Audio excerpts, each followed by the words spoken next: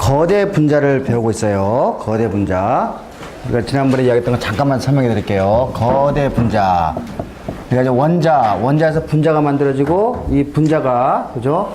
모여가지고 아주 큰 그죠? 거대 분자가 만들어지는데 우리 생명체는 탄수화물을 가지고 있죠. 탄수화물.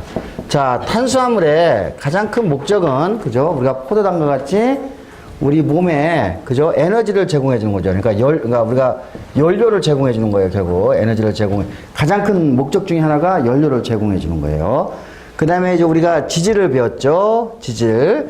자, 이 지질은 그죠? 우리가 세포막의 주요 구성 성분이라고 했어요. 우리가 이제 인지질과 콜레스테롤을 가지고 세포막을 구성하고 있죠. 세포막을 구성하고 있는 매우 중요한 그죠? 물질이고, 또한 이 지질의 일부분은 그죠? 우리가 연료로서 사용이 될 거예요. 연료로 사용이 될 거예요. 그죠? 그래서 이렇게 우리가 지난번에 왜 배웠죠? 그 버터라든지 삼겹살이라든지 그다음에 우리가 식용유라든지 그런 것들이 우리가 먹으면 이제 이런 것들의 에너지로 그죠? 우리가 이제 사용될 수가 있는 거죠. 그다음에 우리가 이제 단백질을 배웠어요. 단백질. 단백질은 그죠? 20개의 아미노산, 20개의 서로 다른 벽돌로 구성이 되어 있기 때문에 매우 다양한 구조를 가질 수 있게 되고, 또한 매우 다양한 기능을 가지게 될 거예요. 그래서 이거를 여러분 쉽게 이렇게 생각하면 될 것 같아요. 그죠? 아주 복잡한 그죠? 로봇이 있다 그러면은 로봇에 그죠? 여러 가지 부속품들 그죠? 로봇을 구성하는 그죠? 부속품이라고 이렇게 생각하시면은 우리가 이렇게 이렇게 뭐 예를 들면 이제 뭐 톱니바퀴 그죠? 그런 거라고 생각하시면은 여러분이 쉽게 이해가 될 거예요. 그래서 실제로는 이제 이 단백질은 효소나 항체, 호르몬 그죠? 등등의 기능을 가지고 있다고 그랬어요. 우리가 지난 시간에 우리가 낫세포 빈혈증 환자로부터 우리가 단백질, 그러니까 우리가 궁극적으로는 이제 유전자 그죠? 유전자 중에서 그죠? 하나의 유전자가 이제 하나의 이제 뭐가 이렇게 돌연변이가 생기게 되면은 단백질의 구성하는 아미노산 하나만 바뀌어도 완전히 그죠? 다른 그죠? 우리가 완전히 그죠? 다른 어떠한 표현형을 가지게 되는 것을 우리가 배운 적이 있어요. 그래서 제가 계속 주장하지만 우리가 이게 돌연변이가 일어나면은 하나를 잃고 하나를 얻는 과정, 그죠? 트레이드 오프를 배웠어요. 그래서 낫세포 빈혈증 같은 경우에는 우리가 빈혈증이라는 아주 최악의 그런 건강상의 문제를 갖지만은 결국은 이게 말라리아 저항성의 매우 중요한 메커니즘이라는 것을 배운 적이 있어요. 자, 오늘 이제 마지막 하나, 요거는 마지막 하나 핵산에 대해서 이야기를 하겠습니다. 핵산은 그죠? 이 모든 것을 위한 그죠? 청사진을 제시하는 거죠. 청사진, 그죠? 청사진을 제시하는데, 요거는 결국은 유전물질이죠. 유전물질.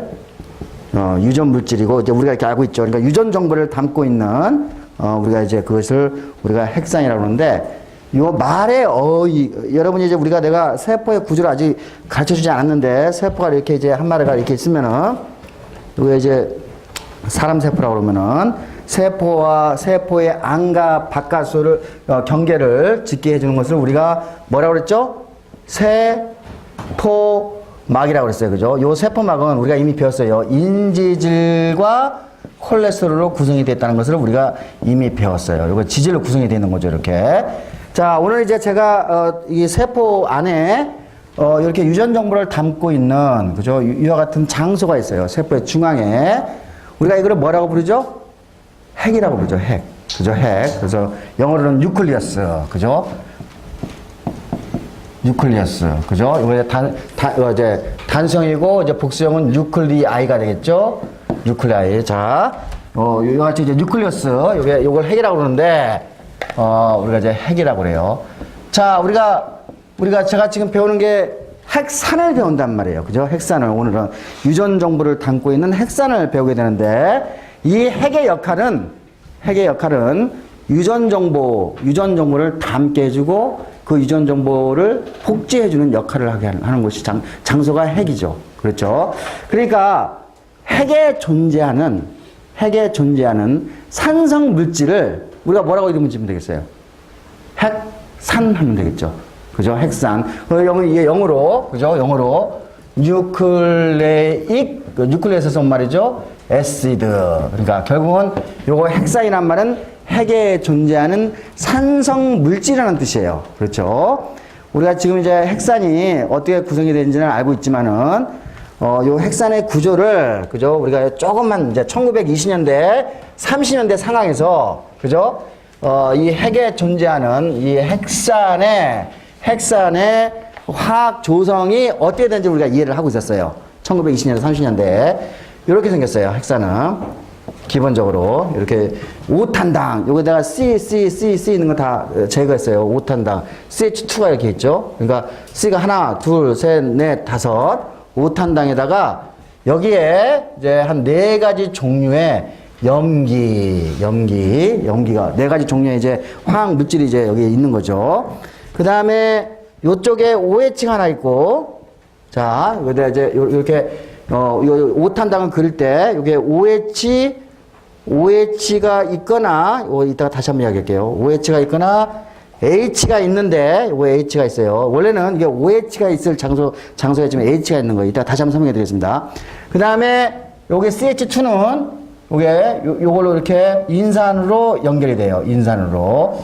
요게 이제 원래 OH가 있는데, OH였는데, 우리가 OH인데, 요게 이제 물속에 녹으면은 H를 방출해요. H를 방출하는 것을 우리가 산이라고 그러는데, 그래서 우리가 이거를 이와 같은 구조를 가지고 있어요. 예. 그러니까 H를 방출하는 산이가 되는 거죠. 그러니까 요와 같이 생긴 구조는, 그죠? 요와 같이 생긴 구조는 우리가 요와 같이 생긴 것을 우리가 핵산 이제 이야기를 하는데, 자, 이 핵산은 우리가 크게 나머지는 내가 이제 다 똑같아요. 크게 두 종류로 나눌 수 있어요. 하나는 여기 OH가, 여기는 이쪽 자리는 H가 있고 여기는 OH가 있는데, 요건 여러분이 우리가 화학자들이 탄소의 숫자를 그죠? 우리가 약속을 해요. 약속을 할 때 우리가 탄소의 숫자를 여기 1번 탄소, 여기 2번 탄소, 3번 탄소, 4번 탄소, 5번 탄소 그렇게 약속을 해요. 이해했죠? 그죠? 우리가, 왜냐면 이게, 자, 이거 2번 탄소에, 3번 탄소에 지금 이거 수산기가 있죠?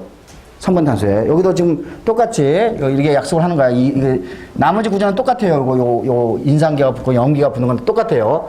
근데 여기 지금 1번, 2번, 3번, 4번, 5번 이렇게 이야기를 할 때, 여기 2번 탄소에, 여기는 수산기가 붙어 있고, 여기 2번 탄소에는 수산기가 안 붙어 있죠? 대신에 수소기가 붙어 있어요. 자, 우리가 이와 같이 생긴 것을, 이와 같이 생긴 것을 전부 다 통칭해서 내가 핵산이라고 써요. 핵산. 뉴클레익 엑시드인데, 자, 여기 2번 탄소에 O가 빠져 있죠? 2번 탄소에 O가 빠져 있죠? 그래서 이거를, 이게 5탄당의 이름을, 이거를 리보스라고 그러는데, 이게 5탄당의 이름을, 요것도 리보스고, 요것도 리보스예요. 그래서 디옥시 리보스, 그죠? 디옥시 리보스. 붙여서. 디옥시 리보스. 뭔 말인지 알겠죠? 2번 탄소에 O가 없으니까 D는 빠진다는 뜻이고, 없다는 얘기고, 그죠? 탈락시킨다는 얘기고, 옥시는 산소라는 뜻이란 말이야. 그러니까 디옥시라는 거는 2번 탄소에 산소가 없는 5탄당인 리보스로 구성이 되어 있고, 그래서 이게 핵에 존재하니까 우리가 디옥시리보스 뉴클레익 엑시드라고 이야기를 지을 수가 있죠. 그래서 이게 이름하여 DNA예요. 이해하셨죠? 그죠? 여러분이 DNA라는 말은 이와 같이 화학적 구조로부터 오는 말이에요. 반면에 이거는 디옥시가 아니죠. 이건 그냥 리보스죠. 그러니까 여기에 디옥시가 없으니까 어떻게 했어요? 여기에 그냥 리보스 뉴클레익 엑시드가 되겠죠. 이게 뭐죠? RNA가 되는 거예요. RNA. 그래서 우리가 DNA하고 RNA는 전부 다 핵 속에 존재하는 산성 물질인데 이 2번 탄소에 O가 없는 것을 DNA, 2번 탄소에 O가 있는 것을 RNA라고 우리가 정해요. 둘 다, 그죠? 우리가 정보를 담을 수 있는, 그죠? 물질이죠. 정보 물질이죠. 예. 자, 그런데, 여기에, 제가 이제, 여기에 이제 염기가, 여기에 이제 여기도 이제 염기가 달려있어요. 염기가 이렇게 달려있는데, 이 염기는, 그죠? 염기는 모두 네 종류가 있는데, 요거는 이따가 다시 한번 이제 우리가 살펴보겠습니다. 이 네 종류의 염기에 따라 가지고 우리가 유전 정보를 결정 지을 수가 있어요. 예. 자, 그 전에, 자, 이제 우리가, 1920년대, 30년대 상황을 한번 가봅시다. 우리 지금으로부터 거의 100년 전 이야기죠. 그죠? 한 90년 전. 자, 우리가 이제 그때 당시는 화학의 시대였어요. 그러니까 화학의 시대 가지고 우리가 여러 그 어떤 화학 물질에 대한 구조를 이해하고 성질을 이해하고 있었어요. 그죠? 그래서 화학을 가지고 우리가 엄청난 산업을 일으켰고, 그래서 이제 우리가 유기 물질, 그러니까 우리가 사람, 그죠? 그러니까 우리가 생명체를 구성하고 있는, 그죠? 우리가 그 물질들의 어떤 물질들을 연구하는 사람들을 우리가 유기화학자라고 했어요. 유기화학자. 그래서 유기화학자들에 의해서 핵산이, 그러니까 이렇게 생겨 먹었을 것이라고 우리가 이해를 하고 있었어요. 1920년대, 30년대. 그 다음에 우리가 염기도 네 종류가 어떤 종류가 있다는 것도 알고 있었어요. 그런데, 자, 이제 여러분 이제 요거 한번 합니다. 우리가 그 생명과학, 아니, 그러니까 생명과학에서 세 번의 혁명이 있었어요. 인류 역사상. 자, 생명과학. 우리가 생명에 대한, 그죠? 이해, 생명에 대한 지식을 폭발적으로 증가시킬 수 있었던 세 번의 혁명이 있었는데, 첫 번째 혁명이 뭐였죠? 1800년대 중반에 다윈의 진화론. 그렇죠? 이게 첫 번째 혁명이에요. 다윈이즘이에요. 다윈의 진화론. 첫 번째 혁명이 다윈이즘. 그죠? 다윈이즘. 우리가 이제 뭐죠? 그러니까 자연 선택에 의해서 우리가 생명이 진화가 된다는 사실을 밝혀냈어요. 자, 다윈의 진화론이 발표될 때 다윈은 유전 법칙을 몰랐어요. 그죠? 유전 법칙을 몰랐고 DNA 구조가 어떻게 생겨는지도 몰랐어요. 그죠? 하지만은 우리가 갈라파고스 제도라든지 다른 여러 곳에서 우리가 생명체들을 우리가 관찰한 결과 우리가 뭐죠? 우리가 자연 선택이라는 방법을 통해서 우리가 생명체가 진화한다는 사실을 발견했죠. 이거는 이제 우리가 생명과학을 생명과학의 지식의 폭발적인 증가를 유도시켰을 뿐만 아니라 우리가 인류의, 그죠? 인류 지식에, 그리고 인류의 문화에, 인류 철학에, 인류 정치에 엄청난 파급력을 가지고 있는, 그죠? 혁명이죠. 자, 두 번째 지식은 뭐죠? 두 번째 지식은 유전법칙. 멘델리안. 그죠? 멘델의 유전법칙이죠.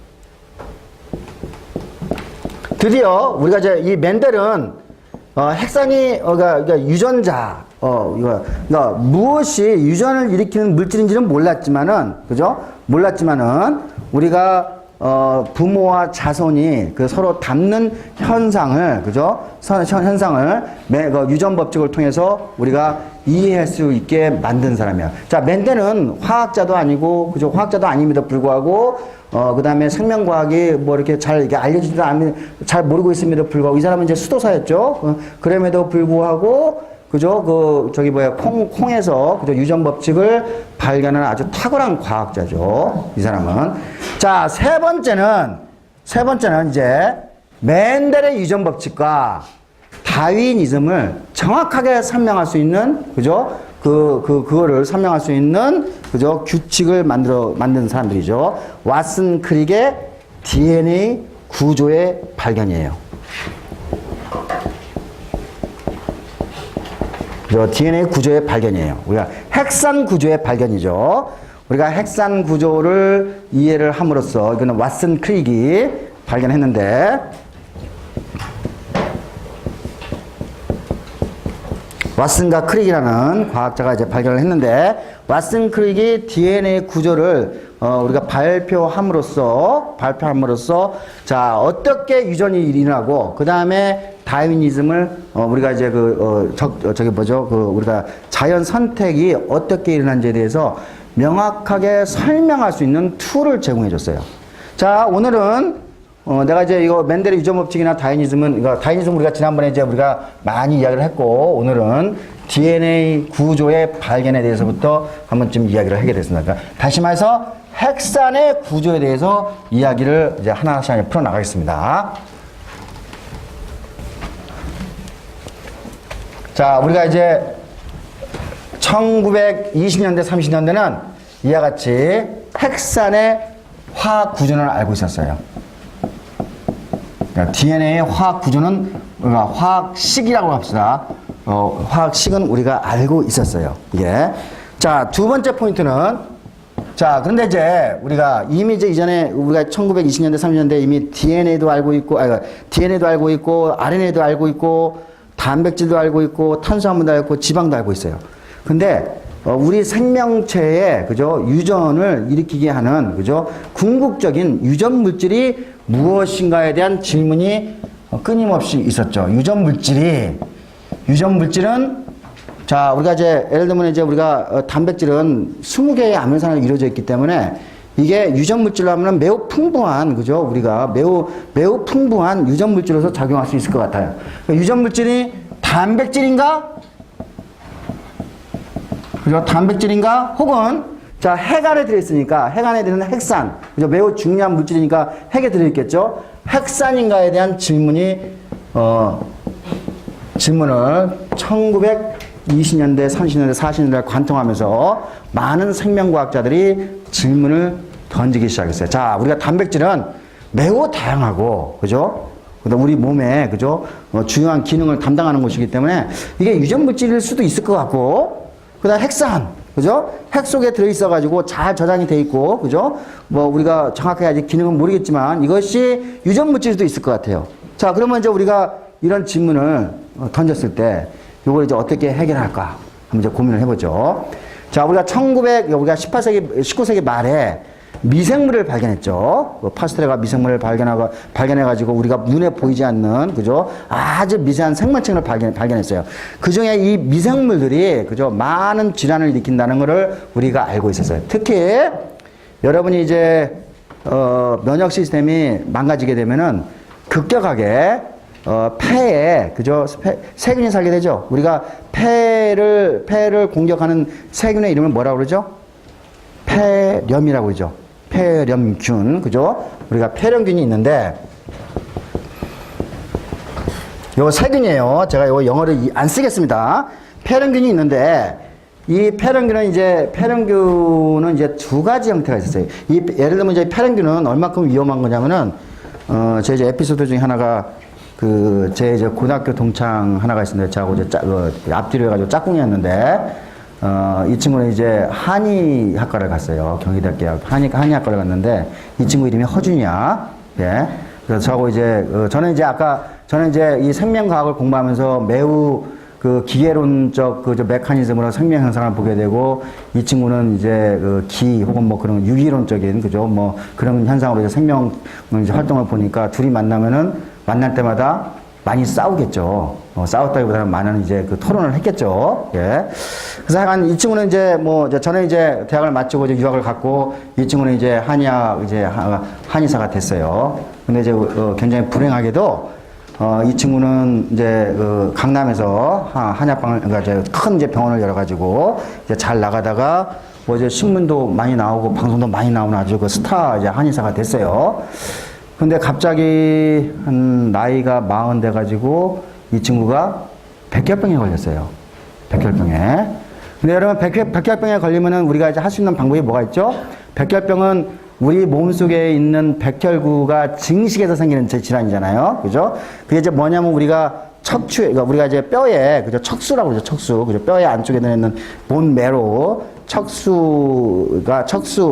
있는 줄기세포가 교호석 증식해서 백혈구를 많이 만들기 때문에 그 척수에 있는 기본적인 세포들을 다 죽이고, 줄기세포들을 다 죽이는 거예요. 뭘 쪄가지고? 방사선 같은 걸 쪄가지고, 이제 척수에 있는 줄기세포를 다 죽이고, 정상적인 사람의, 그죠? 줄기세포를 여기다가 집어넣으면은 그 줄기세포가 우리 몸속에 살아가지고, 그죠? 그러면 정상적인 이제 백혈구를 만들 수가 있겠죠?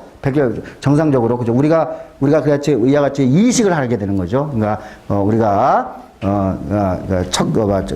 척수에 있는 세포를 다른 사람 거를 이제 이식을 하는데, 이때 이제 면역 반응이 일어나면 안 되니까, 그죠? 우리가 서로 이제 잘 적합한 사람을 이제 뽑게 되죠. 옛날에 여러분 성덕 바우만 사건 알죠? 모르나? 우리 대한민국, 그러니까 한국 사람, 코리안 아메리칸이죠. 그러니까 이제 이 친구는 저기 이제 이방된 친구예요. 이방된 친구인데, 미국에 이방이 됐는데 이 친구가 공부를 잘해가지고 육사를 갔어요. 미국 육사. 여러분 미국 육사 가기 문제가 있는 거 알고 있죠? 그죠? 미국 육사를 갔는데 이 친구가 육사 생활 3년을 지내면서 뭘 알게 되냐면 자기가 백혈병에 걸린 걸 알게 된 거예요. 그죠? 그러니까 백혈병에 걸렸으니까 그러면 이제 그때 당시 치료법은 뭐죠? 우리가 아까 이제 있던 그죠? 우리가 뼛속에 들어있는 골수에 있는 모든 세포를 다 죽이고 난 다음에 자기 몸에 맞는 그죠? 면역 적합성을 갖고 있는 다른 사람의 그죠? 척수 세포를 그죠? 골수 세포라고 하나요? 골수 세포를 이식을 시켜야 한단 말이에요. 근데 이 친구가 미국에 살고 있으니까 미국 사람하고 한국 사람하고 이게 면역 적합성이 맞겠어 안 맞겠어요? 안 맞겠죠. 그럼 어디서 찾아야지? 한국 사람에서 찾아야지. 그죠? 근데 이제 이 친구가 육사에서 이제 아주 훌륭하게 자라니까 이게 이제 백혈병에 걸렸다 하는 소식이 한국에 이제 전달이 된 거죠. 그죠? 한국에 전달이 돼가지고 여러분 알고 있죠? 들어본 적 있죠? 한국에 전달되면서 이제 한국 사람들이 이제 자원해가지고 그죠? 골수 세포를 이식하기 위해서 자원한 자들이 많았어요, 그때. 그때 우리가 자원자들이 많아가지고 골수 세포 우리가 뱅크를 가질 수가 있었어요, 그때. 그 이제 여러 사람 중에 하나가 이제 그때 이제 군대에 있었던 뭐 상병, 그죠? 김한국이라는, 나 이름까지 기억이 나네. 김한국이라는 상병이, 그죠? 골수 세포를 이식시켜줬어요. 예. 왜냐면 이게 여러분이 골수세포 이식하는 게 쉽지 않은 게 여기 척추를 관통을 시켜가지고 거기서 세포를 끄집어내니까 문장 고통스러운 작업이겠죠. 그죠? 서로. 그래서 이제, 이 성덕바우만은 그 덕분에, 육사를 마칠 수가 있었고, 병이 다 나와가지고, 백혈병이 다 나와가지고, 육사를 나올 수가 있었고, 그래가지고, 얼마 전에 이렇게, 방송에 보니까, 그 달라스 지역에서, IT 산업에 종사하고 있더라고요. 그래서 아주 성공적인 스토리예요. 그죠? 그래서 제가 이제 우리가 20년 전, 20년 전만 하더라도 우리가 백혈병은 이와 같이 골수 이식 방법을 통해서 그죠? 골수 이식 방법을 통해 가지고 우리가 이제 치료가 가능한 질환이었어요. 어느 정도는. 다는 아니지만은, 그 악성 종양 같은 거는 이제 불가능하지만. 자, 그러니까 이제 이 친구는 이제 제 친구는 다행히 성덕바우만 사건이 이제 이 친구 아까 성덕바우만이야. 성덕바우만. 얘 이제 이방된 친구니까 아버지 이름을 이제 그죠? 바우만 자기 이제 한국 이름을 갖고 있고. 그래서 이제 제 친구는 이 성덕바우만 사건이 있었기 때문에 뭐 골수 이식자에 대한 정보를 많이 가질 수가 있었겠죠. 그래서 거기에 매치가 되는 사람을 찾았고, 그래서 골수 이식을 해서, 매우 이제 거의 다 나아갈 쯤에. 자, 아까 이제 뭐 했죠? 우리가 아까 여기 골수에 있는 모든 세포를 이게 방사선을 짜가지고 다 죽여버리니까 골수 세포에서 뭐가 나오죠? 적혈구, 백혈구 등등이 나오잖아요. 백혈구나 면역세포가 없으면 어떻게 되죠? 우리가 면역 반응이 순간적으로 없어지게 되는 거죠. 그죠? 그 단계가 있는 거죠. 치료하는 과정에서. 그러니까 일대 만약에 면역 반응이 없는데 폐렴균이 우리가 정상인 사람 폐렴균이 들어오면 우리가 면역 반응을 일으켜서 폐렴균을 다 이렇게 처리를 할 수가 있는데 그죠? 이와 같이 우리가 골수 세포를 제거한 사람 같은 경우는 폐렴균이 들어오면은 바로 폐에 그죠? 이 폐렴균이 살아갈 수가 있게 되는 거죠. 급속도로 폐렴균이 자라게 되는 거죠. 그래서 이제 제 친구는 이제 거의 나아가는 이제 비극적인 이제 일이었는데 거의 나가는 순간에 폐렴에 걸려가지고 폐렴에 걸린 다음에 한 24시간 만에 이제 사망한 경우가 이제 불행한 사건이 있었어요. 예. 자, 그러니까 폐렴균이란 폐렴이 이와 같이 우리가 여러분 미생물이 그죠? 우리가 면역 시스템이 없으면 미생물은 우리가 일단 제일 먼저 기관지라든지 폐를 공격하게 되는 것을 여러분이 알 수가 있어요. 그죠? 자, 이 폐렴균은 어떻게 생겼냐면 아주 이쁘게 생겼어요. 폐렴균은. 이렇게 이제 안에 이렇게 동그랗게 이렇게 있고, 그 다음에 이렇게 아주 이쁘게 생긴, 부드럽게 생긴 캡슐로 둘러싸여 있어요. 캡슐로 둘러싸여 있어요. 이게 이제 이 캡슐은 이제 그러니까 이제 그 탄수화물을 우리가 당이라고 그러거든요. 탄수화물하고 단백질로 구성이 되어 있는 요 캡슐로 이렇게 이제 쌓여져 있어요. 그러니까 캡슐로 쌓여져 있기 때문에 면역 시스템이 쉽게 공격을 못 하겠죠, 이게. 예. 자, 그러면 이제 우리가 이렇게 생긴 놈을 매우 표면이 부드럽기 때문에 우리가 요거를 스무드 폼, 그죠? 그러니까 부드러운, 그죠? 그러니까 매끈한 폐렴균이 되겠죠. 그냥 우리나라 말하면은 매끈한, 그죠? 폐렴균이 될 거예요.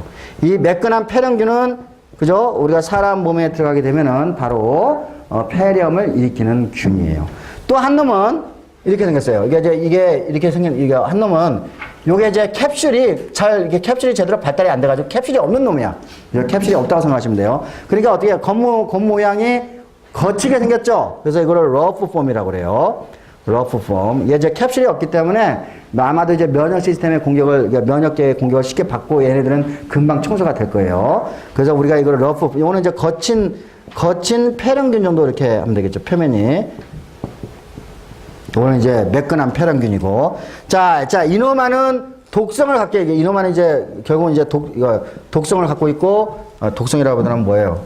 저희 병원체로서 기능을 제대로 하는 거고, 요놈아는 이제 병원체로서 기능을 하지 못하는 놈이에요. 그러니까 우리 몸에 이 러프한 폼이 아무리 들어와도 이놈아는 폐렴을 일으키지 않아요. 그러니까 이거는 이제 우리 몸에 들어와도, 얘네들은 우리 면역기를 통해 가지고 재빨리 청소가 되기 때문에, 우리한테 큰 영향을 주지 않아요. 자, 우리가 이제 이 사실을 이제 1920년대, 30년대 알고 있었어요. 폐렴균이 이렇게 생겼다는 거를. 근데 이제 에이버리라는 과학자가 어떤 실험을 하게 되냐면은 매우 흥미로운 실험을 하게 돼요. 요 사람은 이제 메디컬 닥터겠지. 그죠? 이게 에이버리라는 사람이 어떤 실험을 하게 되냐면 아까 매끈한 폐렴균을 어디에 집어넣지? 쥐에다가 찔러 넣어요. 그죠? 그러면 요거는 이제 뭐예요? 살아있는, 그러니까 이거는 이제 균주로서 작용한단 말이에요. 그러면 얘네는 뭐죠? 죽겠죠? 며칠이 지나면 죽을 거예요. 굉장히 빠르게 죽을 거예요. 반면에, 자, 이거는 이제 스무드 폼 같은 경우는 이와 같이 스무드 폐렴균, S 폐렴균이라고 합시다. S 폐렴균은 S 폐렴균을 쥐에다가 주사하게 되면은 며칠 만에 이 쥐는 사망하게 될 거예요. 자, 반면에 이와 같이 거친, 그죠? 요 같은 폐렴균, 우리가 이거를 R 폐렴균이라고 그랬죠? R 폐렴균 같은 경우에 쥐에다가 집어넣어주면은 어떻게 되죠? 이거는 survival. 그죠? 쥐가 생존하게 되는 거예요. 자, 이해했죠? 그죠? 자, 근데 이 에이브라는 과학자는 매우 재밌는 실험을 한 거야. 자, 도대체, 그러면 이제 어떻게 냐면은 이 S균을 끓였어. Heat treated. 열 처리를 한 거야, 열 처리하면은 세균 당연히 죽겠지? 그지? 열 처리를 한 거예요, 열 처리한 S균이야. 그럼 당연히 죽겠지. 그리고 찔렀어, 다시. 이 열 처리한 세균을 찔러가지고 했더니, 그러니까 이 쥐는 서바이벌 하는 거죠. 자, 여기까지 잘 따라왔죠? 자, 근데 이 과학자는 어떤 실험을 했냐면은, 열 처리한 S균과 그 다음에 스무드한 요거 러프죠. R균을 섞었어. 섞은 다음에 어느 정도 시간을 두고 난 다음에 요거를 쥐에다가 찔러 놨어. 그랬더니 이 쥐가 어떻게 됐을까? 요 열 처리한 거 이거 제대로 이거 감염 못 시키죠. 그죠? 이 R균 제대로 감염 못 시키죠. 그죠? 그러니까 우리가 예측할 때는 아마 이 쥐는, 그죠? 생존할 거라고 생각할 거란 말이에요. 그죠? 그죠? 맞아요? 우리가 추측할 수 있어요. 그런데 놀랍게도 결과는 이 쥐는 죽어버렸어.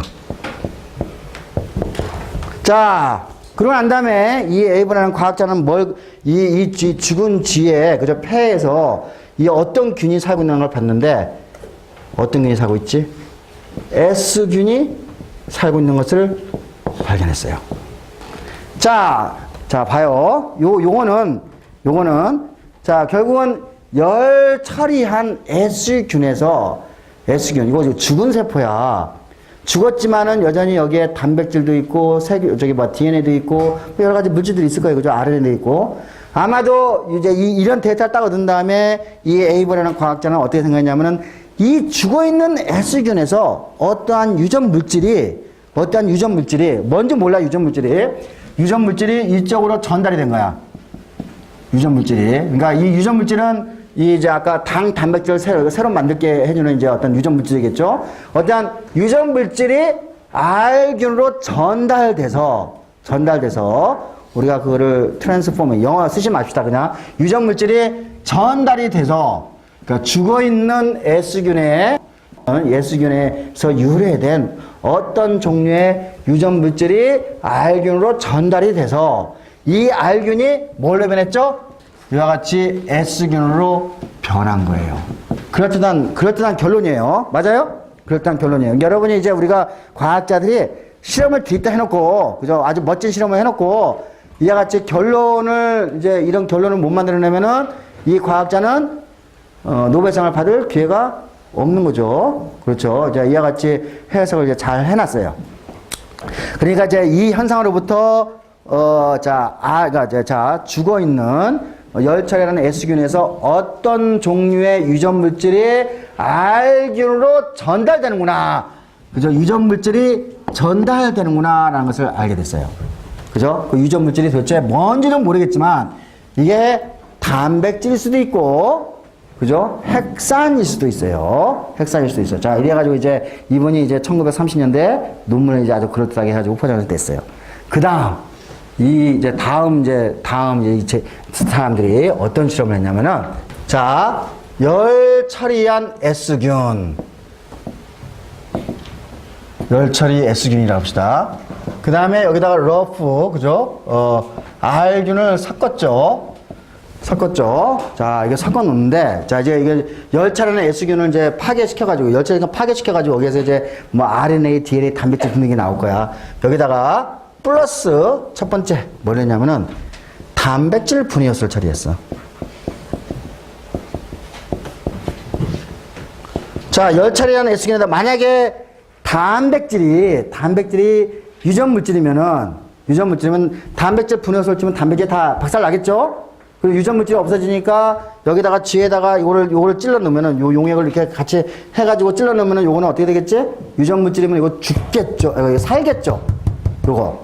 그죠? 자, 아까는 원래 아무것도 없으면은, 자, 우리가 요거 아무것도 없는 건 nothing. 그죠? 그냥 요거 두 개 섞어서 하면 요게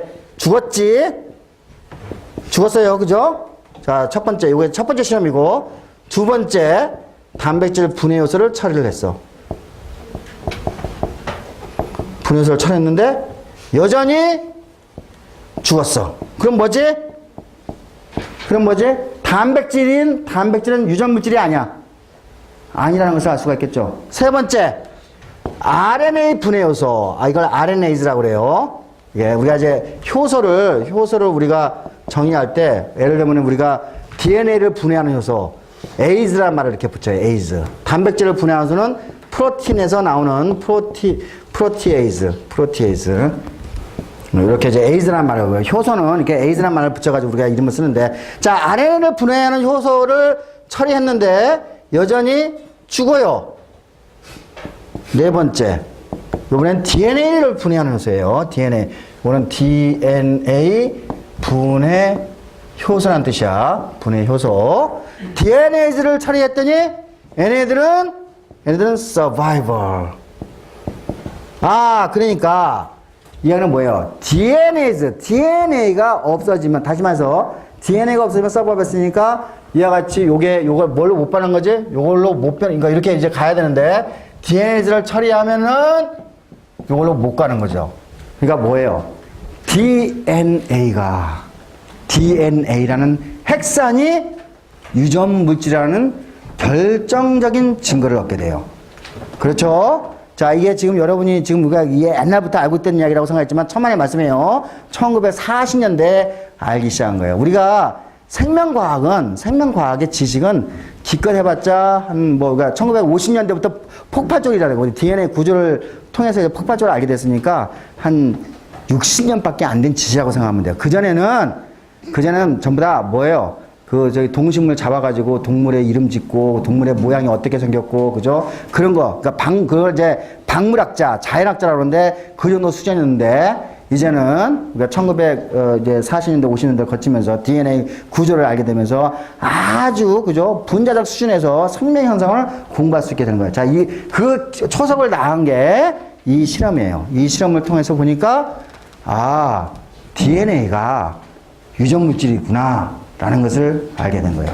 자, 그러니까 이제 1920년대부터 1940년대까지 과학자들이 단백질이 유전물질인지 DNA가 유전물질에 대한 그저 논쟁이 끝나게 되는 거죠. 이 실험으로. 그 다음에 이제 우리가 또 다른 여러 가지 실험을 통해 가지고 우리가 DNA가 유전물질이라는 증거를 또 확보하게 돼요. 이거 말고도 몇 개가 있어요. 제가 이제 슬라이드에 이제 약간 이제 보여줬는데, 자, 그래서 이제 이와 같이 우리가 이제 첫 번째 팩트, 1950년대 이제 초반에 첫 번째 팩트. DNA는 유전물질이다. 유전물질은 DNA다.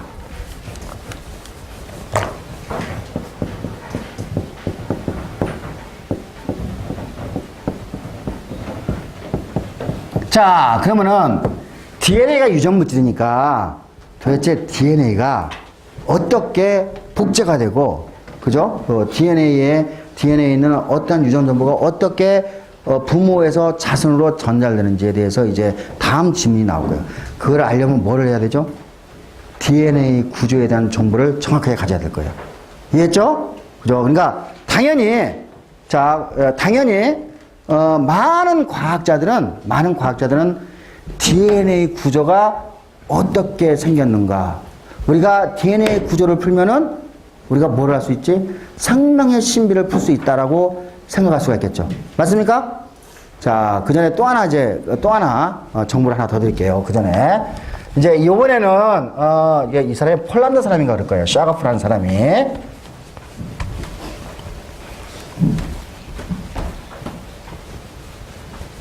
제가 구조는 나중에 이제 그걸 이제 이야기를 하고, 자, 우리가 이제 아까 헥산에 요게 DNA라고 합시다. 요게 DNA 이렇게 생긴 요게 이제 베이스가 있다고 했어요. 베이스. 내가 베이스 아직 안 가르쳐줬어요. 어떻게 생겼는지 아직 안 보여줬어요. 근데 이제 그냥 우리가 말로만 이렇게 갑시다. 이 베이스는 총 4종류가 있어요. 아데닌, 구아닌, 그리고 타이민, 앤 사이토신이라는 게 있어요. 이렇게 4종류가 있어요. 이거 이따 구조 다시 보여드릴게요. 사이토신 있어요. 요거를 이제 요같이 아데닌, 요거는 이제 아데닌은 요거는 이제 모양이 요렇게 생겨 먹었고, 요거는 모양이 요렇게 생겼어요. 이렇게. 그러니까 기본적으로 모양이 이렇게 생겼다는 거예요. 이건 2개의 링으로 되어 있고, 요거는 1개의 링으로 되어 있어요. 우리가 요거를 그래서 이렇게 2개의 링으로 된 걸 퓨린 베이스라고 그러고, 요거를 피리미딘 베이스라고 그래요. 뭐 이게 뭐 중요하지 않아요. 뭐 이게 아니어도 돼, 이거. 자, 그래서 요거는 뭐 여러분 헷갈리니까 요지 마시고요. 그러니까 약간 요 모양, 요렇게 타이민하고 사이토신은 육각형으로 되어 있고, 화학식이 아데닌하고 구아닌은 이와 같이 육각형과 오각형으로 구성이 되어 있는 탄소하고, 그 다음에 여기에 뭐 N도 있고 뭐 몇 개, 이따 다시 보여드릴게요. 이렇게 4개의 베이스로 구성이 돼서 모든 생명체의 DNA라는 핵산을 가게 되면은, 그죠? 이 베이스는 아데닌, 구아닌, 타이미딘, 사이토신, 이렇게 4개의, 이제 염기를 구성이 돼 있어요. 그런데, 이제 어떤 과학자가, 샤가프라는 과학자, 폴란드 과학자일 거예요, 아마. 샤가프라는 과학자가 뭐를 했냐면은, 모든 생명체에서 아까 내가 이렇게 생긴 게 퓨린이라고 했어. 퓨린과 피리미딘의 조성 성분을 비율을 한번 살펴본 거야. 해봤더니 놀랍게도 어떤 게 나오냐면은, 아데닌은 정확하게 모든 생명체 어디에서 세균부터 사람까지 핵산을 꺼내가지고 거기서 DNA를 꺼내가지고 이 베이스가 염기를 조성 성분을 쭉 보니까 아데닌은 정확하게 비율이 아데닌하고 뭐 예를 들면 아데닌하고 티민, 아데닌하고 티민이네요. 티민은 1이고, 그죠? 구아닌하고 사이토신도 1이야. 그러니까 다시 말해서 뭐야? A하고 G, 그죠? T하고 C 합치면은, 그죠? 1이라는 것을 알게 된 거예요. 그래서 아마도 요 정보로부터 아데닌은 티민하고 짝을 이룰 수 있을 것 같다는 생각이 들고, 그렇죠? 그죠? 짝을, 그러니까 우리가 이 정보를 보는 거야. 아데닌은 티민하고 짝을 이룰 것 같고, 구아닌은 사이토신하고 짝을 이룰 거라는 힌트를 가지고 있었어요. 이거를 우리가 샤가푸스의 법칙이라고 그래요. 됐습니까? 자, 1940년 말, 1950년 초반까지 자, 우리가 이제 인류가 갖고 있는 핵산에 대한 정보가 이 정도예요. 이 정도예요. 자, 우리가 핵산의 구조 전혀 몰라요. 우리가 핵산의 정보가 아까도 했지만 핵산은 뭐 이렇게 생겼고, 그죠? 뭐 여기 내가 다시 보지만 더 훨씬 더 길지만은 이렇게 생겼고, 그 다음에 이게 이제 베이스가 아데닌, 구아닌, 타이민 뭐 이렇게 사이토신이 있는데 얘네들이 이렇게 짝을 만들 수 있다는 정보를 가지고 있었어요. 유일하게 두 개의 정보만 있는 거야. 이 두 개의 정보로부터 DNA 구조를 알아야 되는데, 자, DNA는 사실 내가 여기 안 그랬지만은 요게 어떻게 되냐면 요게 이제 인상기가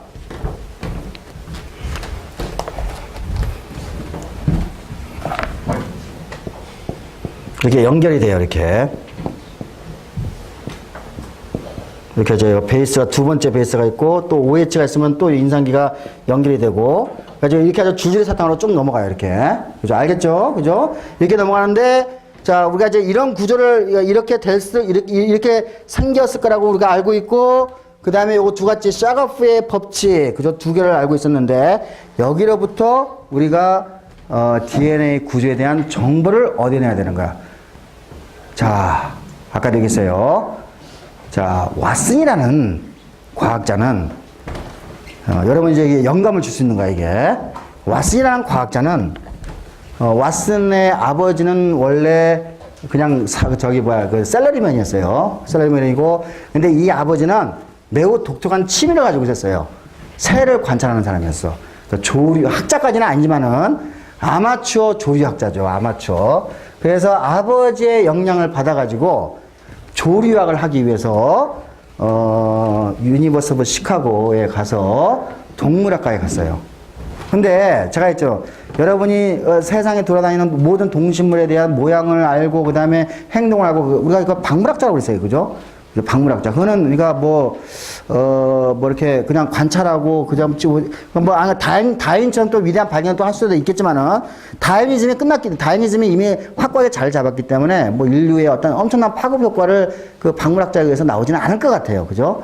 그러니까 왓슨은 그 시카고 대학의 동물학과에 가가지고 공부에 흥미를 잃어버려요. 뭐에 대해서? 조류가 이 새 연구에 대해서 흥미를 잃어버리고 공부를 좀 하다 보니까 얘가 뭐에 대해서 그때 당시에 이제 분자 생물학이라는 것이 대두되기 시작했는데 아직 몰라 아무것도 모르는 상태인데 하여간 그 인디애나 대학에 가가지고 우리가 이제 그 세균을 잡아먹는 바이러스를 공부하게 돼요. 세균을 잡아먹는 바이러스, 박테리오페이지라고 그래요.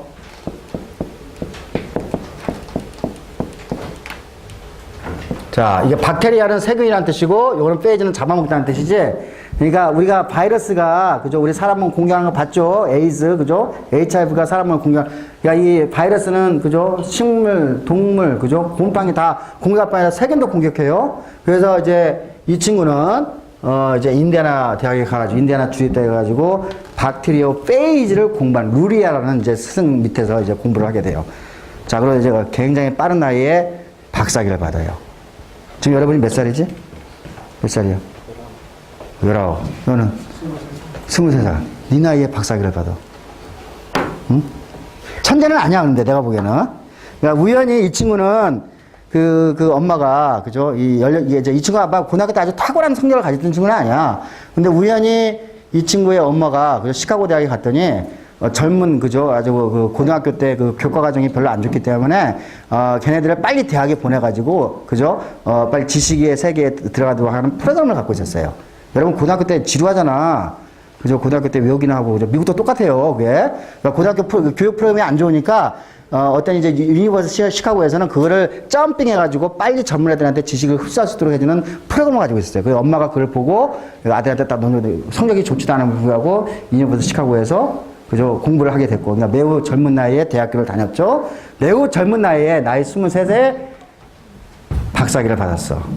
그죠? 우리나라도 참 그런 프로그램이 있으면 좋겠는데, 그런 프로그램이 우리나라에 없죠. 그래서, 나이 23세, 이제 아까 루리아라는 그 스승 밑에서 이제 박사를 받아가지고, 이제 루리아라는 이제 그 과학자는 원래 이제 세균, 바이러스 등을 공부하는 사람이잖아요. 세균에 있는 바이러스를 공부하는 사람이잖아요. 그죠? 이 사람은 원래 이제 생물학자예요. 생명과학자. 근데 이 사람은 이제, 이게 자꾸 공부를 하다 보니까, 자기가 화학에 대해서 빼꼼한 데가 없는 거야. 그러니까 좀 이게 안타까운 거. 게다가 왓슨은, 학부 때 동물학을 하니까 화학을 공부했겠어, 안 했겠어? 화학을 공부를 안 했어요. 게다가 박사학위 과정 동안에 있으면서도 화학에 대해서 젬병이야. 근데 나이 23이니까 언제든지 배우려면 또 배울 수가 있겠지.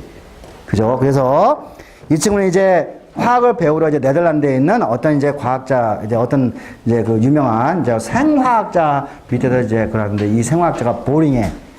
그래가지고 이제 학회에 가가지고 뭐 이태리에 있는 어떤 학회 갔는데 그 놀기 좋지 이태리 가면은 뭐 이렇게 학회를 보니까 거기에서 뭘 봤냐면은 DNA 구조를 하기 위해서 내가 구조를 알려면 우리가 결정을 만들어야 한다고 했죠. 결정. 그죠?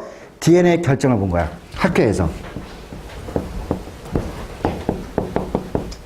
어떤 이제 과학자들이, 그죠? DNA 결정을 만드는 걸 딱 본 거야. 얘는 여기서 머리가 팍 튄 거예요. 야, 세상을 바꾸려면은, 내가 과학을 해가지고 세상을 바꾸려면은 뭘 해야지? 세상 사람들이 다 궁금해하는 것에 도전을 해야 될 거 아니야. 그래서 DNA 결정을 딱 보는 순간에 내가 DNA 구조를 공부를 하겠다고, 발견하겠다고 이제 야심차게 나이 23세, 캠브리지 대학으로 이동을 하게 돼요. 이동을 하게 돼. 자, 그래서 이제 왓슨은 이제 그래가지고 이제 이런 우여곡절을 통해가지고 원래 이제 동물학을 공부했다가 박테리아 페이지, 그죠? 세균을 잡아먹는 바이러스를 공부했다가 그러다가 어디로 가지 이제?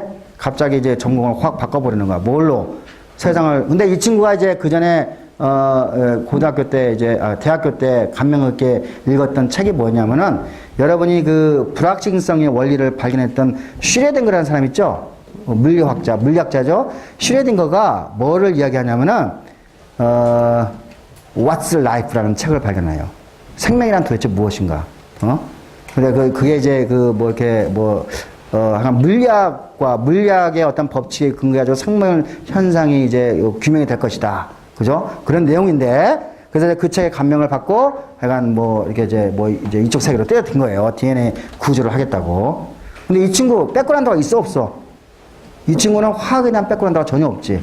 이 친구가 DNA 결정을 만들 수 있어, 없어? 없지. 훈련을 안 받았으니까.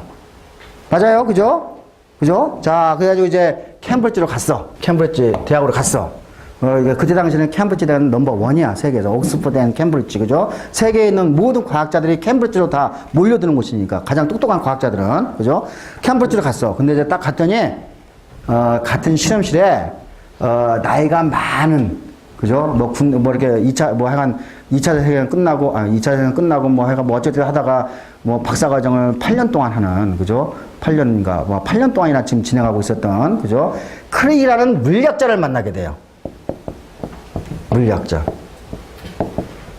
이 친구는 지금 나이가 32살이야. 아까, 왓슨은 몇 살이지? 23살이죠. 그죠? 이거는 생물학자야. 그죠? 생물학자. 자, 물리학자하고 생물학자하고, 자, 이 친구 물리학에 대해서 백그라운드가 있어, 없어? 전혀 없어.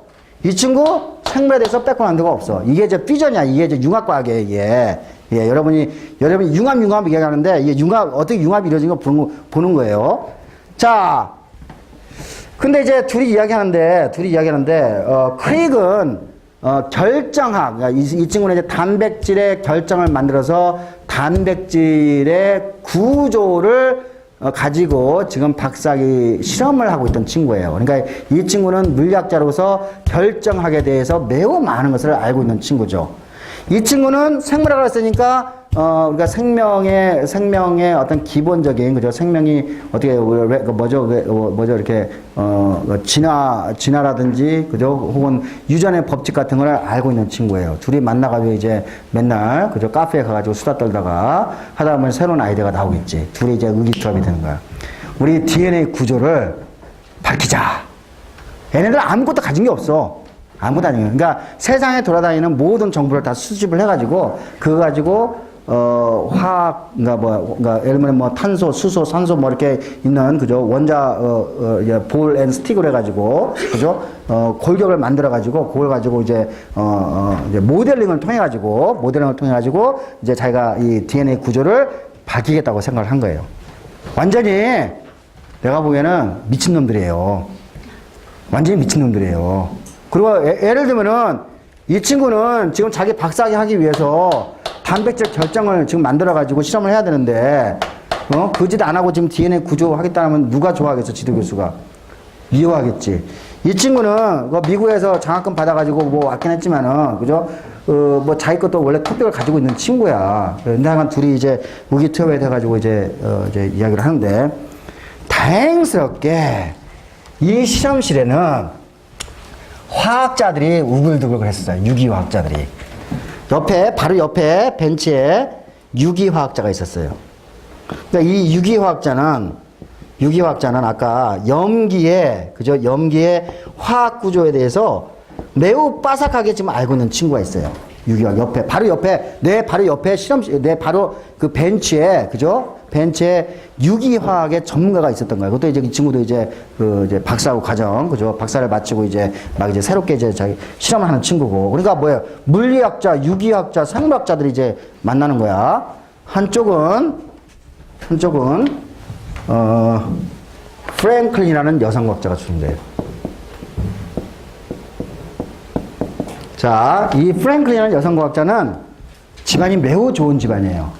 그러니까 이거는 유대인 집안인데, 자기 외삼촌이 아마 뭐 이스라엘, 어디죠? 팔레스타인 총독도 했고, 그죠? 매우, 그러니까 아주 탑은 아니지만은, 매우 상류층에 속하는 이제 집안이었고, 그래서 이 프랭클린이라는 이분은 이제 매우 탁월하게 공부를 잘해가지고, 역시 마찬가지로, 캠브리지 대학에서 학위를 해요. 캠브리지 대학에서 이제 학사학위를 하고 그 다음에 박사학위까지 따요. 근데 이 친구의 전공은 뭐냐면은 결정학이야.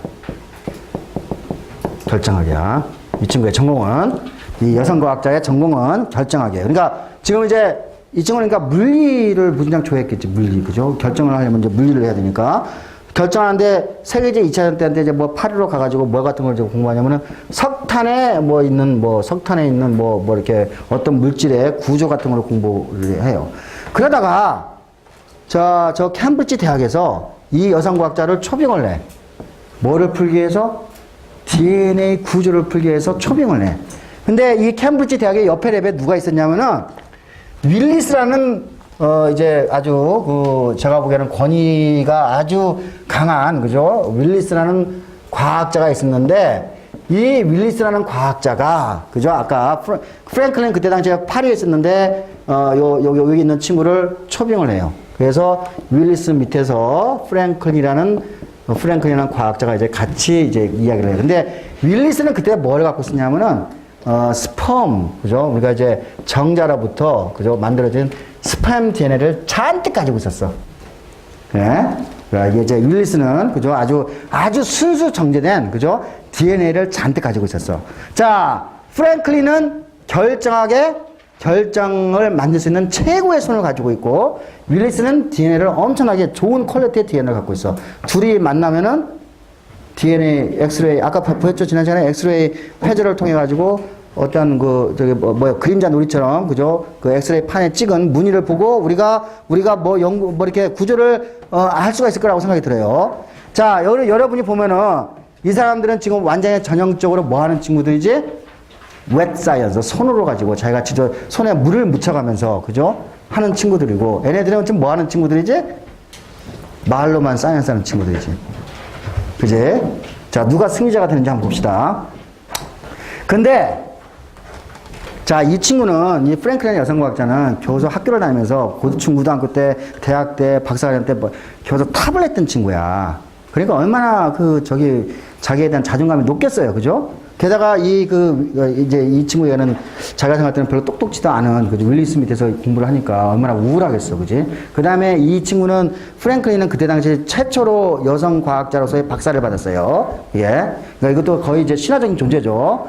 그런데 이제 별로 똑똑지도 않은 사람이 자기 위에 상관이니까 별로 이렇게 그러니까 뭐 이렇게 퉁명스럽게 이야기를 했지. 인간관계가 최악으로 치달아요. 최악으로. 그래서 둘 관계가 매우 안 좋아. 그러니까 프랭클린은 요 DNA를 이제 DNA를 받아가지고 윌리스 몰래 이제 이게 이제 DNA를 이제 가지고 결정을 만들고 그 결정으로부터 어떠한 그 X선 사진을 이제 찍어 왔었죠. 그래가지고 프랭클린은 세상에서 가장 훌륭한 손을 가지고 있었어요. 프랭클린은 이와 같이 이제 이 DNA 회절판에서 이와 같이 이런 X자 무늬에 그죠? 굉장히 아름다운 그죠? 사진을 가지고 있었어요. 자, 만약에 프랭클린이 지금 오늘날에 있으면은 요거 컴퓨터에 딱 집어넣어가지고 이거 자폐해가지고 따다닥 집어넣고 해가지고 한 일주일이면은 구조가 스르르 가지고 컴퓨터에서 화면에 딱 나올 거야. 근데 그때 당시에는 컴퓨터가 없었지. 그러니까 뭐 해야지? 손으로 패터슨 함수라고 하는 이렇게 그 함수를 가지고 손으로 계산을 하고 있어요. 수학적 계산하고 있으니까 이게 뭐 시간이 엄청나게 흘러가겠지. 지금은 정보가 없어도 이거 가지고 바로 DNA 구조를 만들 수 있는데 그때 당시에는 이거 가지고 손으로 이렇게 그 수학적 계산을 해가지고 가고 있었어. 자, 얘네들은 자기 원래 할 일이 있다가 그죠? 뭐 테니스 치다가 카페에서 노적거리다가 뭐 이제 윌리스한테 가가지고 나도 좀 DNA 뭐 이렇게 구조를 알고 싶은데 좀 정보를 달라 찝쩍거리고 이제 그랬어요. 근데 결정적인 게 뭐냐면은 이 친구는 생물학자잖아. 이 친구는 샤가프라는 사람이야. 뭐였죠? 여기 샤가프라는 사람이 여기 있잖아요. 샤가프. 그죠? 샤가프라는 사람이 캠브리지에 세미나를 왔는데 이 샤가프의 그러니까 롤에 대해서 이야기를 한 거야. 그런데 크레이그는 그것이 무엇을 의미하는지 몰랐어요. 그죠? 왓슨은 그것이 무엇을 의미하는지 알고 있었단 말이에요. 그러니까 왓슨은 샤가프가 세미나를 하고 난 다음에 최소한 A하고 그죠? T하고 G하고 C하고는 짝을 가지고 있었다는 그걸 알고 있었어요. 그 다음에 이 친구는 둘이 이제 앉아가지고 이야기를 하면서 크리그로부터 겪는 줄로 배우는 거지. 결정학에 대해서 배워요. 결정하게 돼서. 그러니까 결정이 해가지고 이 엑스레이 선에, 그죠? 엑스레이 선을 쬐가지고 저기 이제 엑스레이 사진을 찍었을 때 거기에 나오는 패턴을 가지고 이거는 나선성의 구조고 이거는 뭐 네모 구조고 이건 그러니까 그런 정보를 조금 가지고 있었어요. 예. 그러니까 이제 서로 이제 도움이 되는 거지. 그러다가 이제 왓슨이 윌리스도 좀 괴롭겠지. 그래서 왓슨이 이제 어떻게 하다가 프랭클린 실험실에 방문을 했어요. 프랭클린이 없었어. 문이 열려 있었는데. 근데 프랭클린이 찍어놓은 51번째 사진이 책상 위에 있었던 거야. 너무나 아름다운 사진을 본 거야. 그걸 딱 보는 순간에 이 친구는 결정학자가 아니야. 그죠? 이 친구는 그죠? 물리학자가 아님에도 보고 이 친구는 이 사진을 딱 보는 순간에 이거는 나선상의 구조를 갖고 있다는 것을 알게 됐어요. 바로. 알겠죠? 그죠? 나선상의 구조. 나선형 구조를 갖고 있다는 것을 알게 됐고, 그래가지고 이제 얘가 이제 다시 자기 실험실에 와가지고 크리그한테, 야, 내가 로잘린드 프랭클린 찍은 사진을 봤는데, 이게 지금 나선상의 구조더라. 그러니까 이제 자꾸 얘가 물어볼 거 아니야. 야, 모양이 어떠세요? 그랬더니, 얘 다 까먹었지. 그죠? 이거 찐밥 먹었겠죠. 그래서, 그지? 그리고 한데, 이 친구는 뭐야? 그러니까 두 가지 정보를 한 거야. 나선상의 구조하고, 그 다음에 샤가프의 이 룰. 그죠? 그 다음에 자기 바로 옆에 벤치에 유기화학자, 그죠? 염기의 화학 구조에 대해서 바삭바삭하게 하는 유기학자가 3명이 딱, 이 3개의 정보를 가지고, 그래가지고 사진을 본 다음에 바로 집에 가가지고, 염기를 가지고, 마분지로 염기를 그려가지고, 그 염기에 이렇게 짝을 맞춰보기 시작하는 거예요. 그래가지고, 이 친구는 뭐를 하느냐면은, A하고 T 사이에는 수소결합이 2개가 있고, G하고 C 사이에는 수소결합이 3개 있다는 것을 인식하게 되는 거예요. 자, 이따가 보여드리겠습니다. 그러니까, 이렇게 이제 연결이 되면은 요걸 가지고, 조사를 해보니까, 요거 이제 요렇게 해가지고 이제 두 개의 가닥, 그죠? 우리가 아까 뉴클레릭 애시드가, 그죠? 두 개의 가닥으로, 세워놓고 그 반대 방향으로 세워놓고 딱 그려보니까 정확하게 DNA 구조가 나오기 시작한 거예요. 자. 최종 승리자가 누구죠? 왓슨이에요, 왓슨. 자, 왓슨, 크릭은 별로, 그러니까 제가 보기에는 별로 이렇게 왓슨을 가르치는 놈인데, 크릭은 자기가, 아까 이중나선 이거 보면은 되게 잘난 체 많이 해요, 왓슨이. 예. 그래서 여기 보면은, 여기 이 책을 읽어보면 왓슨이 승리자. 그리고 그때 당시에는, 크릭은 그 박사학위 논문 준비하라고 정신이 없었어요. 로잘드 플레이는 루저가 됐죠. 자기가 가장 아름다운 사진을 찍어 놓고도, 그죠? DNA 구조를 누구한테 뺏겼지? 결국은 제임스 왓슨한테 뺏긴 거예요. 그러니까 뭐죠? 로잘드 프랭클의 사진을 훔쳐본 왓슨이 승리자가 된 거야. 자, 그래서, 자, 이미 이제 설명했죠. 여기 보면은 이와 같이 6탄당이 있는데, 우리가 이걸 리보스라고 했어요. 리보스인데, 리보스에 포스페이트가 연결되어 있고, 이쪽은 이제 염기가 있어요. 그래서 이게 이와 같이 포스페이트 리보스 계속 이와 같이 이걸 뭐죠? 포스페이트 리보스 골격이라고 하면 되고요. 그 다음에 이 염기는 그죠? 이쪽 면으로 황해졌는데 제가 이렇게 이렇게 생긴 모양이 있고 이렇게 생긴 모양이 있다고 했어요. 자, 봅시다. 이 염기를 보면은 그러니까 하나의 고리로 만들어지는 놈이 있어요. 우리가 이거를 피리미드라는데 요거는 사이토신 타이미딘, 그죠? 요거는 타이민. 우라실은 이제 RNA에 존재하는 놈이고, 요 두 개는 DNA에 존재하는 놈이에요. 그 다음에 퓨린은 이와 같이 아데닌하고 구아닌.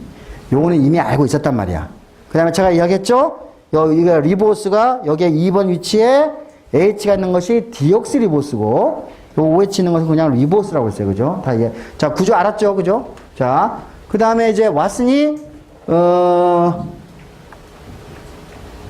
자, 왓슨은 이제 가가지고 생각을 해보는 거야. 만약에 퓨린과 퓨린이 맞추면 이게 넓고, 피리미드가 좁고, 피리미드 중에서 퓨린과 피리미딘이 짝을 맞추면은 요 선으로 딱 들어간다는 거 보이죠?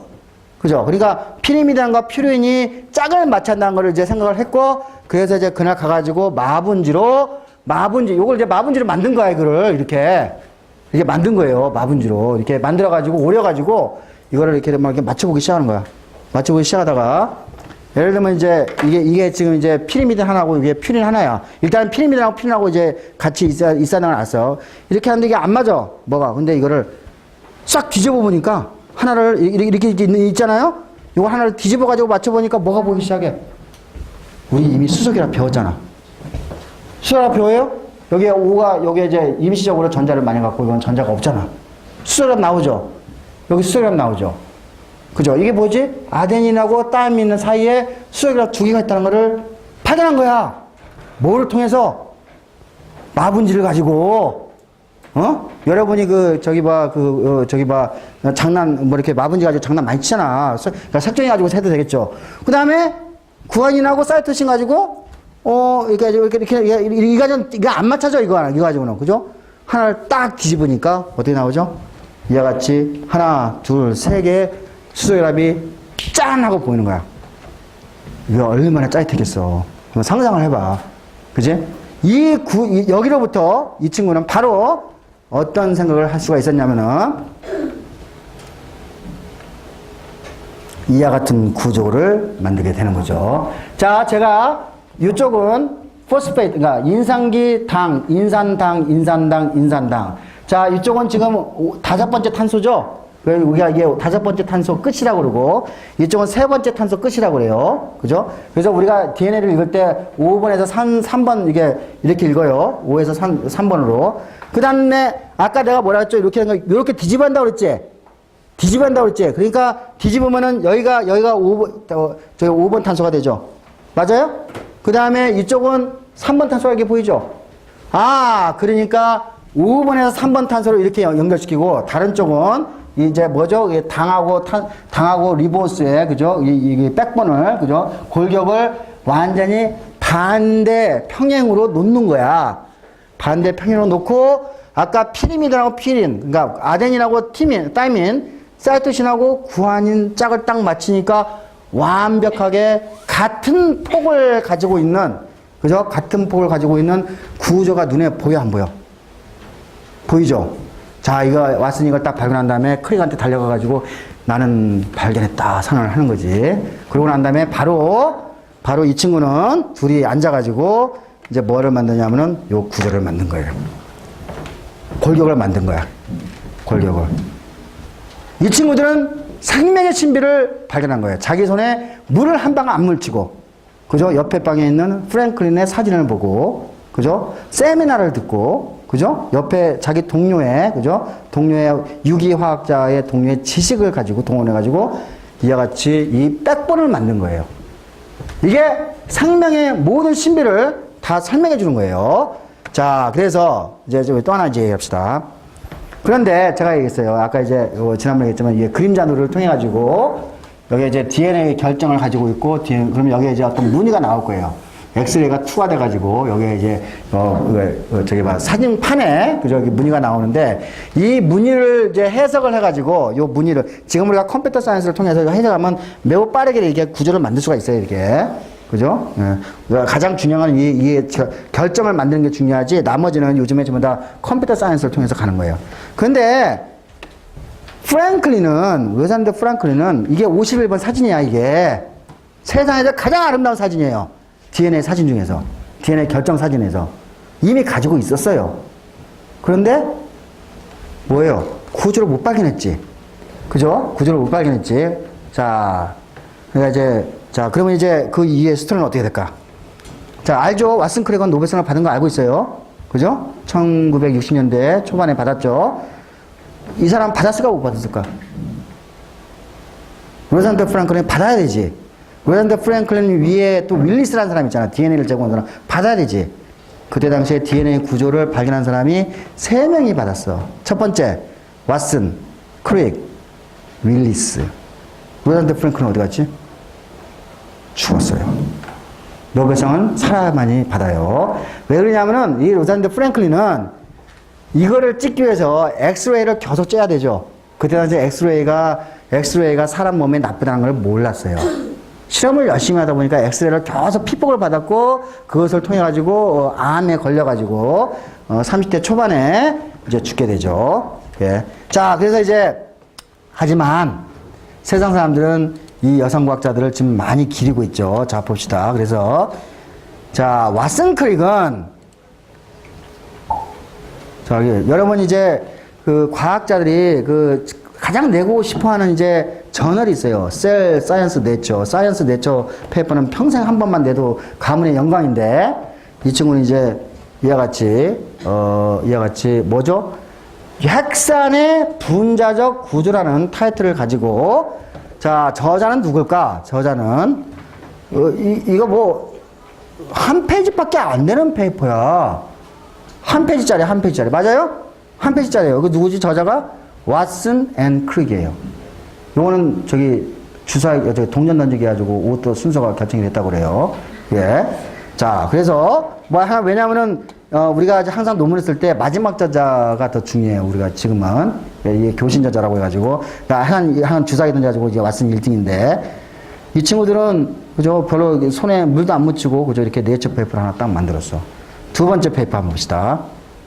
자, 아까 윌킨스하고 그죠? 프랭클린하고 왼수 관계라고 했어요. 왼수 관계.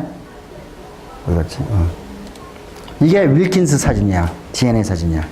윌킨스. 아까 프랭클린 사진에 비해서 훨씬 못됐죠? 못 보이지? 그지? 그래가지고 이거 가지고 이제 그 아까 왓슨 크릭이 제안했던, 그러니까 이 논문이 우리가 이걸 백투백 논문이라고 하거든요. 백투백 페이퍼. 그러니까 우리가 뭐죠? 우리가 홈런 칠 때 연타석 홈런을 백투백 홈런이라고 하잖아요. 그죠? 그러니까 나란히, 그죠? 이게 전부 다 이게 캠브리지에서 나온 작품이죠. 자, 이게 윌킨스 논문이야. 뭐가 이렇게 잔뜩 뭐가 있어. 그지? 얘네들은. 그 다음에 세 번째 논문이 어디 갔어? 세 번째 논문이 프랭클린 논문이에요. 프랭클린 논문은 진짜 아까 그 사진보다 훨씬 더 아름답죠? 그렇죠? 프랭클린. 그러니까 이 세 개의 논문이, 왓슨 크릭 논문이 첫 번째 나오고, 두 번째 프랭클린 논문이 나오고, 세 번째 밀킨스 논문, 이렇게 세 개가 나란히 실리는 거예요. 그죠? 그래서 이제 세상 사람들은, 우리가, 프랭클린의 이 사진이 없었으면은, 왓슨이 DNA 구조를 발견하지 못해. 당연히, 그리고 프랭클린이 구조에 대한 구조를 풀지는 못했지만은 당연히 이 DNA 구조에 대한 공헌은 가지고 있겠죠. 그렇죠? 그래서 프랭클린이 당연히 노벨상을 받아야 했음에도 불구하고 아까 돌아가셨기 때문에 못 받은 그런 이제 그 사건이 있는 거죠. 자, 그래서 우리가 이제 다시 봅시다. 이 로잘린드 프랭클린은 그래서 이제 제가 보기에는 여성 과학자로서는 매우 탁월한 그죠 업적을 남기시는 거. 그다음에 이 위에도 뭐 여러 가지 결정학 연구를 통해 가지고 많은 일을 이제 하신 분이에요. 그래서 이제 이와 같이 그죠 이거 매우 익사이팅한 그죠 과학계에서 흔히 일어나는 그러니까 우리가 이제 과학계가 경쟁이 매우 치열해요. 그러니까 뭐냐면 예를 들면 이제 올해 노벨상을 받은 사람 같은 경우에는 예를 들면 이제 아드레날린 호르몬에 대한 수용체를 이제 발견하는 그 경주에서 승리한 사람들인데, 그죠? 그러니까 모든 분야가 이와 같이 이런 경주를 통해서 컴피티션을 통해 가지고 가는데, 여기서는 이제 결국은 그죠? 해피엔드로 끝났어요. 왜냐하면 이분은 돌아가셨지만은 왓슨 크릭이 우리가 노벨상을 받으면서 이제 이 여성 과학자의 이름을 거론을 했고, 그래서 하여간 많은 이제 과학자들이 이 로잘린드 프랭클린을 지금 이제 기억하고 있죠. 예.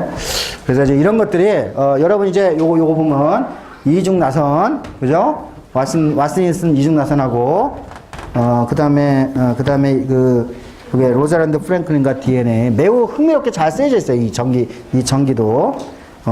요거 두 권을, 좀 읽어보시기를 바랍니다.